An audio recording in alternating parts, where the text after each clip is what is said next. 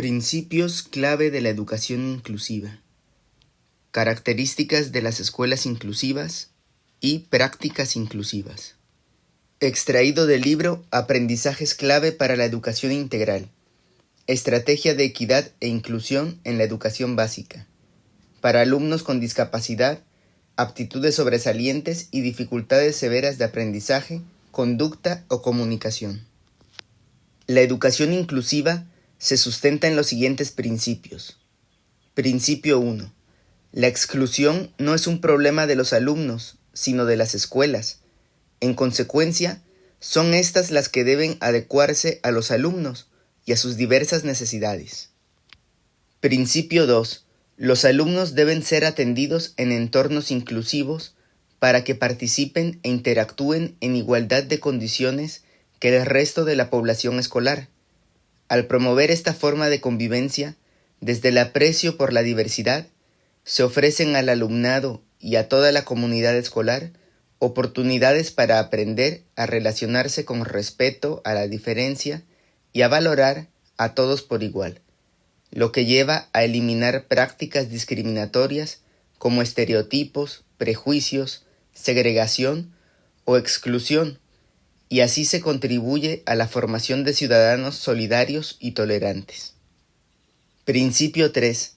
Las diferencias en las capacidades de los alumnos no deben representar una barrera, sino una fuente de aprendizaje, puesto que las barreras para el aprendizaje y la participación, también denominadas BAP, no se refieren a características inherentes al alumno, más bien a las condiciones organizacionales, normativas, administrativas, pedagógicas, físicas y actitudinales. Características de las escuelas inclusivas. Las comunidades educativas realizan acciones que responden a las características del enfoque inclusivo. En este sentido, las escuelas inclusivas 1. Promueven la valoración de la diversidad y reconocerán que todos participen, aprendan y aporten algo valioso. 2. Reconocen que no existe un alumno estándar. 3. Se adaptan a las necesidades de los alumnos. 4. Garantizan la participación con igualdad y equidad de toda la comunidad educativa. 5. Consideran los conocimientos, capacidades, actitudes y valores de todas las personas como una fuente de aprendizaje. 6. Minimizan, eliminan o previenen la existencia de las barreras para el aprendizaje y la participación de los alumnos. 7. Aseguran el trabajo en equipo de todos los integrantes de la comunidad educativa mediante corresponsabilidad, coplaneación, coenseñanza y coevaluación. 8. Desarrollan un lenguaje común entre el profesorado. 9. Planean la enseñanza atendiendo a los diversos ritmos y estilos de aprendizaje de los alumnos. 10. Seleccionan, diseñan y adaptan los recursos educativos de acuerdo con las características del alumnado. 11. Evalúan el aprendizaje teniendo en cuenta los contextos, así como las capacidades, los intereses y las habilidades del alumnado. 12. Aseguran que todos los alumnos experimenten sus logros. Prácticas inclusivas. Dentro de las comunidades escolares, las prácticas inclusivas exigen 4 elementos. El primero es la eliminación de las BAP. El término BAP, o barreras para el aprendizaje y la participación, se adopta en lugar de necesidades educativas especiales, para hacer referencia a todas las dificultades que experimenta cualquier alumna o alumno. Se considera que las BAP surgen de la interacción entre los estudiantes y los contextos, las personas, las políticas, las instituciones, las culturas y las circunstancias sociales y económicas que afectan sus vidas. En este sentido, las BAP pueden ocurrir en la interacción con algún aspecto de la escuela, como puede ser la congruencia externa, las instalaciones físicas, la organización escolar, la relación entre los estudiantes y los adultos, y los distintos enfoques sobre la enseñanza y el aprendizaje que mantiene el profesorado. Por otra parte, las VAP también se pueden encontrar fuera de los límites del centro escolar, ya sea en las familias como en las comunidades y, por supuesto, en las políticas y circunstancias nacionales e internacionales. Las barreras más comunes que pueden experimentar en las escuelas los estudiantes o sus familias son las siguientes. Actitudinales.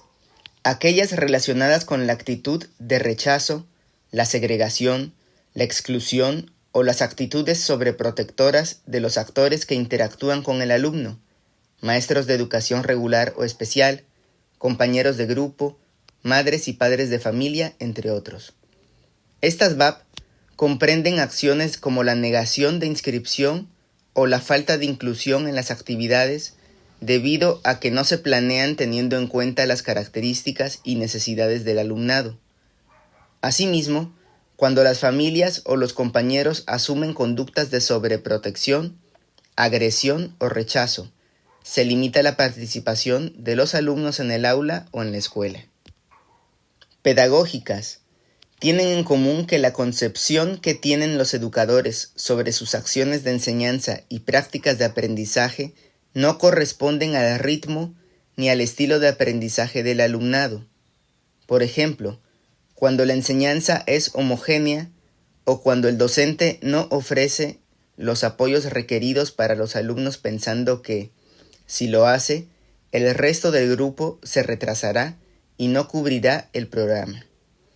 Un ejemplo, referente a los alumnos con discapacidad, es cuando el docente planea para ellos actividades de grados inferiores argumentando que no tienen la capacidad o que las actividades son muy complicadas para el alumno. Cabe señalar que los estudiantes con aptitudes sobresalientes también pueden enfrentar VAP cuando las actividades escolares no responden a su ritmo o intereses. De organización. Las barreras de este tipo hacen referencia al orden y estabilidad en las rutinas de trabajo, la aplicación de las normas y la distribución del espacio y mobiliario. Por ejemplo, cambios en los salones, espacios o en actividades sin previa planeación, cuando los materiales no son accesibles al alumnado, así como ambientes de desorden dentro del aula. Son factores que afectan negativamente el aprendizaje de cualquier alumno, y en el caso de los alumnos con discapacidad, se tornan más graves debido a que muchos de ellos necesitan estructura, estabilidad y rutinas para alcanzar el aprendizaje. Es importante que las escuelas eviten resolver las VAP que consideren con pocas posibilidades para intervenir y que escapan de su responsabilidad, es decir, aunque se debe ser consciente de todas las barreras que pueden enfrentar las escuelas, los docentes o los alumnos, los esfuerzos de la comunidad educativa deben centrarse en trabajar de forma conjunta para prevenirlas, eliminarlas o minimizarlas, poniendo énfasis en aquellas que requieran mayor atención.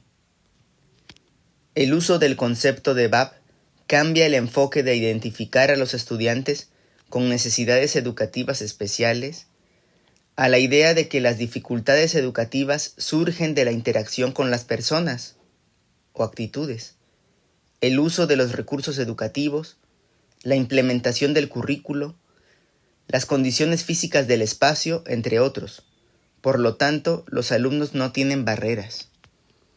Así pues, esta reflexión sobre cómo se utilizan los distintos conceptos es importante para cambiar las formas de pensar obsoletas, pues sin un esfuerzo serio en ese sentido, podemos encontrarnos fácilmente con el hecho de que un niño que está experimentando VAP sea rápidamente etiquetado y clasificado como un niño con barreras, lo que vendría a ser un simple eufemismo de la categoría alumno con necesidades educativas especiales que nos gustaría ir viendo desaparecer. A continuación se ejemplifica el uso correcto del lenguaje para referirnos a los alumnos que enfrentan VAP. Términos incorrectos. El alumno que tiene necesidades educativas especiales. O mi alumno tiene VAP o los estudiantes con VAP. Los términos correctos serían el alumnado que enfrenta VAP. Esta niña experimenta barreras que obstaculizan su aprendizaje y participación en la escuela. Un segundo elemento es el uso de apoyos. Se puede entender como apoyo a todas las actividades que aumentan la capacidad de una escuela para dar respuesta a la diversidad del alumnado. Un concepto más amplio de apoyo implica, además de lo anterior, reducir las VAP y movilizar los recursos disponibles para este fin. Los apoyos pueden provenir de diversas fuentes. 1. Las habilidades y competencias de todos los estudiantes. 2. El liderazgo de los directivos. 3. Los conocimientos y habilidades de los docentes. 4. Los familiares y amigos de cada estudiante. 5. La tecnología. 6. Los servicios de educación especial dentro de la escuela. 7. Otros servicios complementarios como son terapéuticos, de salud, becas, entre otros. Su intensidad y duración pueden variar de acuerdo con las personas, situaciones y momentos. Además, deben abarcar todas las áreas de vida de los alumnos, sin perder de vista que estos apoyos deben fomentar la participación exitosa en igualdad de condiciones y en contextos normalizados. La mejora de los procesos de enseñanza y el aprendizaje con una orientación inclusiva son considerados actividades de apoyo. De ahí también que el apoyo implique a todo el personal, los estudiantes y sus familias.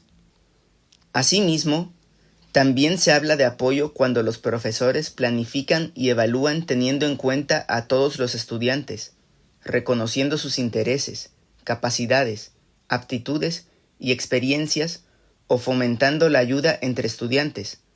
A esto se le denomina aplicación del diseño universal para el aprendizaje, o DUA, que en otras palabras significa tomar medidas preventivas para evitar en todo lo posible que algún o algunos estudiantes no encajen con el modelo de la escuela o la clase que se imparte. El tercer elemento es el DUA. El DU, o Diseño Universal para el Aprendizaje, tiene su origen en el ámbito de la arquitectura por medio del estadounidense Ron Mace, usuario de silla de ruedas, quien utilizó este término por primera vez. Lo definió como la creación de productos y entornos diseñados de modo que puedan ser utilizables por todas las personas en la medida de lo posible, sin necesidad de una adaptación posterior destinada a un público específico, es decir, diseñar y construir espacios que consideren las diversas necesidades de las personas. Así se concluye que no hay un usuario modelo. Se diseña desde el inicio pensando en todos. El diseño está destinado a distintos usuarios y el diseño brinda beneficios para todos. A partir de esto, en el ámbito educativo se replantea este concepto con un enfoque didáctico, aplicando los principios del diseño universal para el aprendizaje en la elaboración del currículo en los diferentes niveles educativos, pero adaptándolos a la diversidad. Es decir, un currículo flexible para todos sin importar las características de cada alumno. Pero no solo se centra en el desarrollo del currículo, también se enfoca en que los objetivos, contenidos, materiales y evaluación estén dirigidos hacia todos. En este sentido, el DUA se entiende como el diseño de materiales y actividades didácticas que permiten que los objetivos de aprendizaje sean alcanzados por individuos con amplias diferencias en sus capacidades. Para ello deben aplicarse 3 principios básicos. El primer principio es múltiples formas de representación. Este principio se refiere a el qué del aprendizaje, a cómo los alumnos difieren en la forma de percibir y comprender la información que se les presenta, por lo que requieren distintas maneras de abordar los temas y contenidos.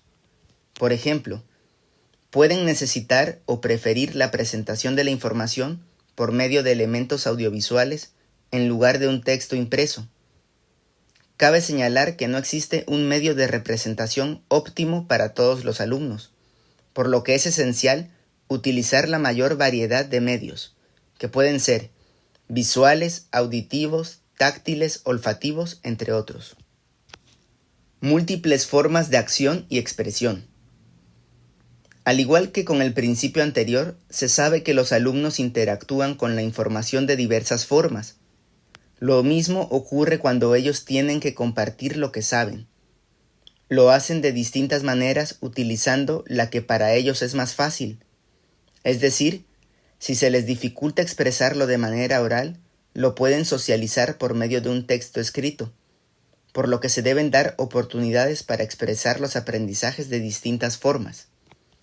Por ejemplo, un alumno ciego podría ser evaluado de manera oral. Un alumno sordo por medio de la lengua de señas mexicana, con un texto escrito, diagramas o dibujos, y un alumno con dificultades motrices para escribir podría apoyarse de un tablero de comunicación. En otras palabras, este principio se refiere al cómo del aprendizaje. El tercer principio sería múltiples formas de motivación. La motivación y el interés son un elemento fundamental para el aprendizaje. Sin embargo, cada alumno difiere en las formas en que puede estar comprometido o motivado para aprender. Algunos se interesan mucho en lo novedoso, mientras que otros prefieren actividades más estructuradas o rutinarias, como suele suceder con estudiantes con trastornos generalizados del desarrollo o con discapacidad intelectual, a quienes se les facilitan las actividades habituales. Algunos otros les gusta trabajar solos, mientras que otros prefieren el trabajo en equipo. En este sentido, no existe una forma específica de lograr que los alumnos se impliquen en el aprendizaje, por lo que se deben de aprovechar sus intereses y buscar la motivación de cada uno en distintas actividades. Este principio se refiere al porqué del aprendizaje. En el ámbito educativo, el diseño universal para el aprendizaje implica que los directivos y docentes, al momento de planificar una clase y evaluar los aprendizajes de los alumnos, conozcan el currículo en un amplio espectro, es decir, más allá del grado, asignatura o área que les corresponde impartir, que dominen los recursos educativos a su alcance, no solo los libros de texto. Con esta información podrán determinar cómo preparar su clase considerando a todos los niños desde un inicio, evitando hacer adecuaciones específicas para algunos alumnos. Para lograrlo deben tener en cuenta las siguientes preguntas. ¿Qué estrategias de enseñanza utilizarán? ¿Cuánto tiempo requieren los alumnos para aprender un tema, o algunos requieren mayor o menor tiempo para comprender un aprendizaje esperado? ¿Qué recursos utilizarán para enseñar? ¿Qué ocurre cuando se diseña una planeación didáctica sin tener en cuenta a todo el alumnado? ¿Los aprendizajes esperados del grado son muy elevados o resultan poco retadores o atractivos para algún alumno? Respecto a este último punto, es importante que los docentes valoren la pertinencia de disminuir o incrementar el grado de complejidad de un aprendizaje esperado, considerando las características de los alumnos, así como las estrategias y recursos que han utilizado y que no han dado los resultados esperados. Las adaptaciones posteriores son poco funcionales, simplifican las tareas sin pensar en el objetivo de la lección. Poco atractivas, no son las mismas actividades que las del resto de sus compañeros, lo cual puede llevar al alumno a sentirse excluido, desmotivado y desplazado. Costosas, al tener en cuenta la relación con el esfuerzo y tiempo dedicado a las adaptaciones. Está comprobado que trabajar bajo el enfoque del diseño universal para el aprendizaje favorece a todos los alumnos de la clase. No es exclusivo para alumnos con alguna discapacidad o con aptitudes sobresalientes. Por último, el cuarto elemento son los ajustes razonables. Por ajustes razonables se entenderán las modificaciones y adaptaciones necesarias y adecuadas que no impongan una carga desproporcionada o indebida, cuando se requieran en un caso particular, para garantizar a las personas con discapacidad el goce o ejercicio, en igualdad de condiciones con las demás, de todos los derechos humanos y libertades fundamentales. Los ajustes razonables se realizan porque no siempre será posible diseñar o hacer los productos o servicios de tal forma que todos puedan utilizarlos. Es así que existirán algunos que requieran modificaciones o adaptaciones específicas para que puedan ser utilizados por una persona. En las escuelas y en las aulas, los ajustes razonables pueden realizarse en la infraestructura, con el fin de favorecer la movilidad. Un ejemplo sería adaptar pasamanos en los sanitarios. Los materiales didácticos, como las adaptaciones a libros para dar respuesta pertinente a las necesidades y particularidades de cada alumno. La comunicación e información, al colocar señalizaciones en braille en los diferentes espacios de la escuela, como pueden ser las aulas, sanitarios, bibliotecas, etc. Los objetos de uso cotidiano, como las adaptaciones al mouse, a los teclados, a los cuadernos, al mobiliario o a las señalizaciones, visuales o auditivas.